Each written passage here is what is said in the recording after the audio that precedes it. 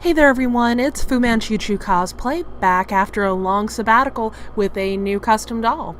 To do this, you're going to need a whole bunch of stuff, including paintbrushes, sponges, Faber-Castell watercolor pencils, Mr. Super Clear, a white gel pen, yarn in the color of your choice, fabric glue, acrylic paint, a kneaded eraser, epoxy sculpt, scissors, tweezers, acetone, a heat gun, sandpaper, chalk pastels, rhinestones, a wire pet brush, wood glue, stockings, twist ties, a flat iron, and last but not least, a couple of plastic bags.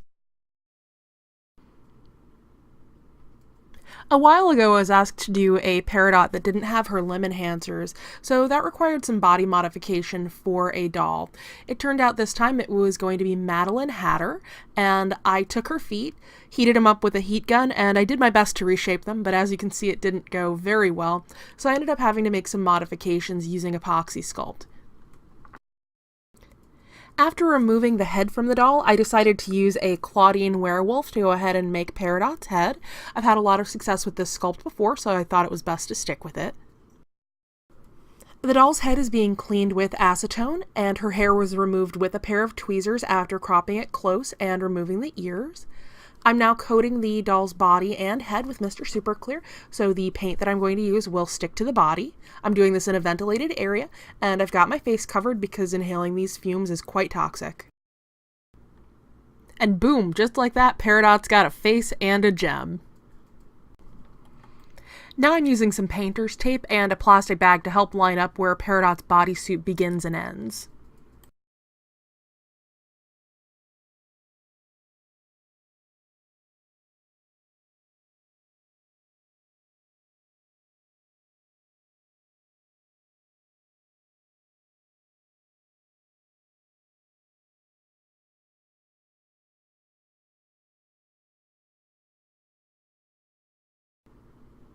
With Peridot all packaged up, I'm now going to use a sponge to fill in a lot of the body area very quickly.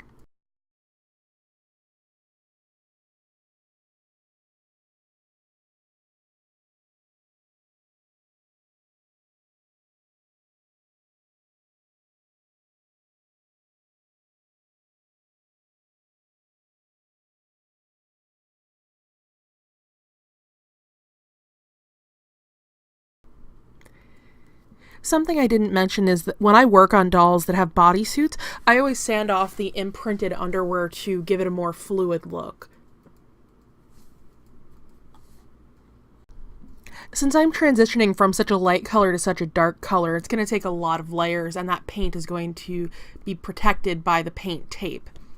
And it goes from looking from bad to good after not a whole lot of work. Here I'm using a Faber-Castell watercolor pencil to help myself map out where the lines are going to go for the top part of her bodysuit. I happen to have a gem around that was close to the shape and size of the diamond that is on her bodysuit in the show.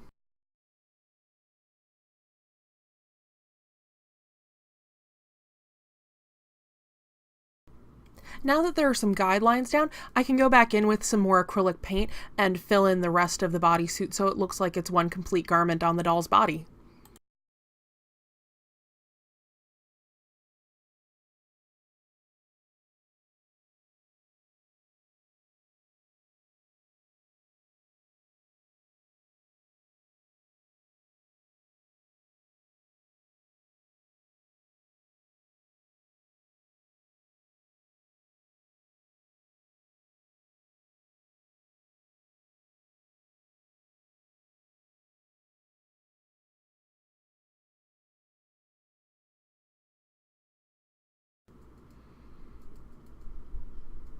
And after a couple of coats, Peridot's looking pretty good.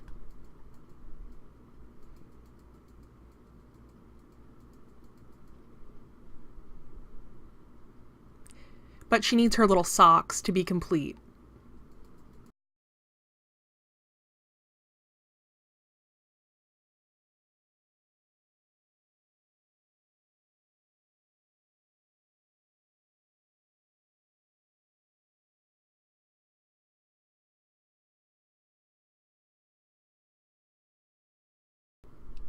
So that's one completed Peridot body.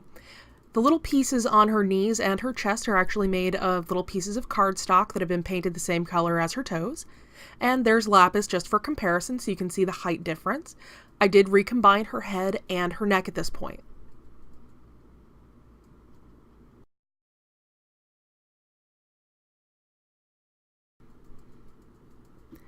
So now some Fu Manchu personal stuff. I had some things happen to me after I started working on this doll back in April. So she sat and she waited for a long time. Then the Reunited special came along, and I thought to myself, oh my goodness, I've already got a small Peridot. Now's the opportunity to make a dress for her. So how could I resist when I got a wonderful box of doll parts from eBay that came with a dress that actually really was just ready with some modifications? So that's what I'm doing now. I think this might have been a dress from a Belle doll, and I ended up doing a lot of different things to this, starting with first trimming it down to be more of a T length for Peridot and removing the little pink rose from the chest. The Maddie Hatter doll that I used when I started this project turned out to be a much slimmer doll than the dress was intended for, so I used a sewing marker to give myself some guidelines to taper the dress in and give it a better shape for this model. Once I had some guidelines, I took the dress off of the doll, and off camera, I had turned it inside out and ran it through my sewing machine twice, which you can see demonstrated in the 2 seams that are now present on the garment. And I turned it back inside out, outside in, to make sure that it was going to fit on the doll. For now, it's not very good, but I promise it gets better before we're done.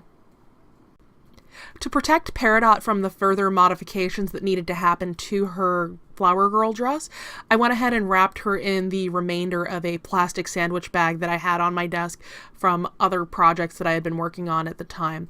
That's also secured with just a clear piece of tape to keep it in place while things are going on with the dress.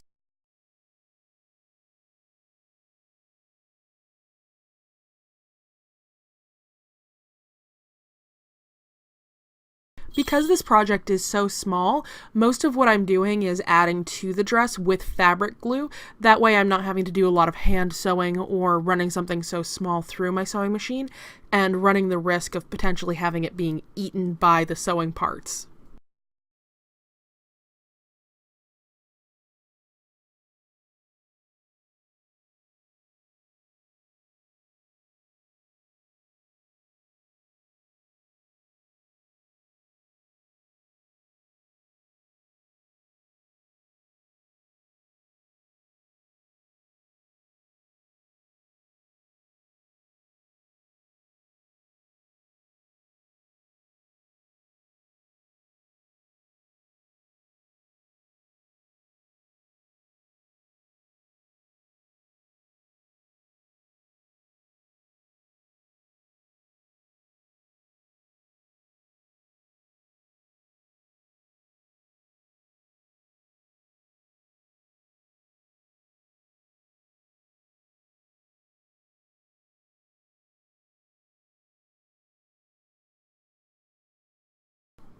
There's nothing quite like a green, bald alien woman, is there?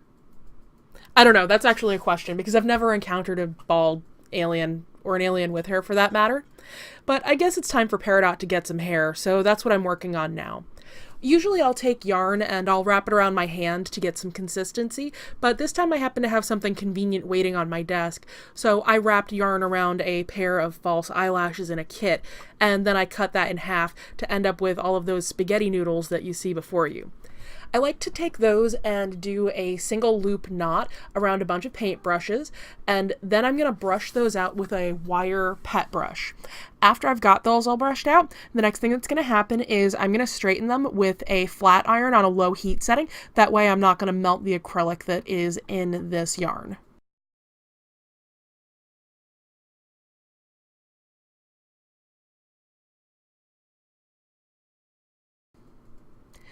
While other things have been drying and I've been patiently waiting for them, I did take a separate doll head that I have around and I put it on top of a paintbrush and covered that with some plastic, and then I put a stocking over that and secured everything in place with a sandwich bag tie. Then I used some wood glue in 2 coats to make a doll wig cap. Then I peeled the bag away from the cap, put it onto Peridot, and traced out where I needed for it to end. At this point, I took it off of the doll and trimmed it back so it would look appropriate before all of the hair is put on. I like to make wefts from the hair that I've made after using the flat iron by taking fabric glue and dabbing it along the edge. To make plugs like this, I rolled those up, and I ended up cutting a lot of them in half to fill out the bulk of the head. So as you can see here, she's just looking fantastic, and all of a sudden she's really filled out. There is a little bit of trimming that's happened at this point, but there's a lot more to come. Peridot's got a lot of hair, but she's gonna have less by the time I'm done.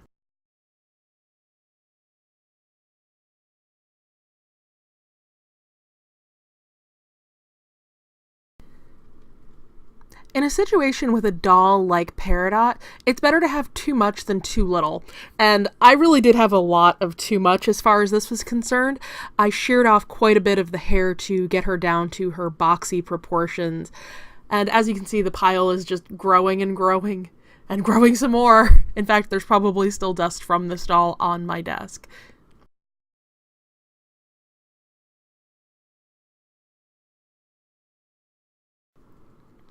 After her hair was seated and trimmed down, I installed her visor, which was some clear Wonderflex applied from my microwave.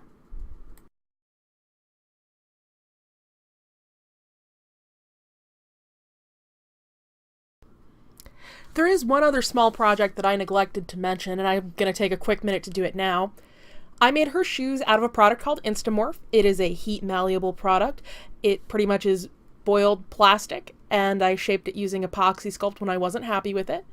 Then I used a Dremel to straighten that out, and I painted them, and we were ready to party. Party like a wedding party. Aw yeah! Launch the flowers!